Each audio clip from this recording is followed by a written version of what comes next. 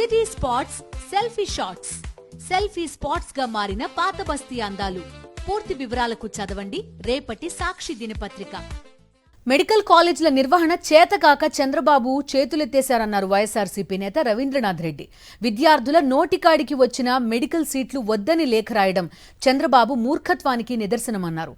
వీటికి తోడు ప్రభుత్వ మెడికల్ కాలేజీలు, ఆసుపత్రులను ప్రైవేట్ పరం చేయాలని చంద్రబాబు కుట్ర చేస్తున్నారని ఆరోపిస్తున్న రవీంద్రనాథ్ రెడ్డితో మా ప్రతినిధి Srinivas face to face. Jaganmohan Reddy ముఖ్యమంత్రిగా ఉన్న సందర్భంలో రాష్ట్రంలో 17 మెడికల్ కాలేజీలను ఏర్పాటు చేయడంతో పాటు 5 కాలేజీలను ప్రారంభించారు. ఆ తర్వాత కొన్ని కాలేజీలు దాదాపు పూర్తయి అనుమతులకు వేచి చూస్తున్న నేపథ్యంలో పులివెందుల మెడికల్ కాలేజీకి వచ్చినటువంటి సీట్లని ఈ రాష్ట్ర ప్రభుత్వం లేఖ రాసి మరీ వెనక్కి తీసుకునేటువంటి పరిస్థితి. అంతేకాకుండా మిగతా కాలేజీలను కూడా ప్రైవేటీకరణ చేస్తున్నారని చెప్పి వివిధ రాజకీయ సంఘాలు, ప్రజా సంఘాలన్నీ కూడా ఆందోళన వ్యక్తం చేస్తున్నాయి. మన దగ్గర వైఎస్ఆర్ జిల్లా అధ్యక్షులు రవీంద్రనాథ్ రెడ్డి గారు ఉన్నారు. ఆయనతో మాట్లాడదాం. చెప్పండి సార్, పులివెందుల మెడికల్ కాలేజీ సంబంధించినటువంటి 50 సీట్లు మాకు వద్దని వెనక్కి పంపించింది ప్రభుత్వం. ఏ విధంగా తీసుకుంటారు దాన్ని? చాలా దారుణం అండి. ఇంతటి దరిద్రమైన పరిపాలనను భారతదేశంలో స్వాతంత్రం వచ్చి ఇప్పటి వరకు ఎవరు చూసిండారు అన్నమాట. సో ఎవరైనా కూడా కాలేజీలు కావాలి, సీట్లు పెరగాలి అని అనుకుంటారు తప్ప ఈ రకంగా వ్యవహరించిన పరిస్థితే లేదు.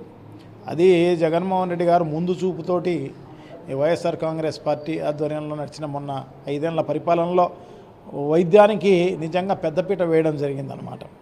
ఎందుకంటే ప్రజలకు కావాల్సింది విద్య, వైద్యము తప్పకుండా వాళ్లకు అందించాలి అని చెప్పేసి జగన్మోహన్ రెడ్డి గారు వ్యవసాయాన్ని అభివృద్ధి చేయాలి అన్న ఉద్దేశం తప్ప వేరే ఏం లేదన్నమాట. సో దానికి పెద్దపీట వేయడం జరిగింది.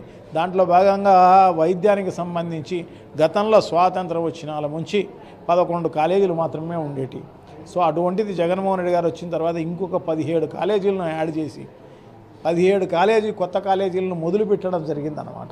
దాంట్లో ఫస్ట్ ఫేజ్లో 5 పూర్తి చేయడం జరిగింది. దాదాపు 98% పూర్తి అయిపోయి ఓపెనింగ్ చేసే పరిస్థితి అనమాట. సో అన్ని పర్మిషన్స్ కూడా రావడం జరిగింది దానికి.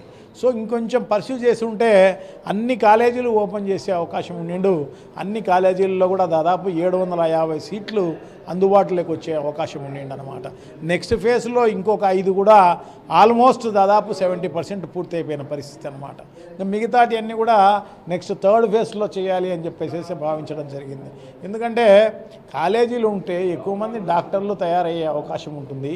సో ప్రజలకు ఉపయోగపడే కార్యక్రమం జరుగుతుంది అని చెప్పేసి ఉద్దేశంతో మన మాజీ ముఖ్యమంత్రి వర్యులు శ్రీ జగన్మోహన్ రెడ్డి గారు భావించి ఆ రకంగా చేయడం జరిగిందనమాట.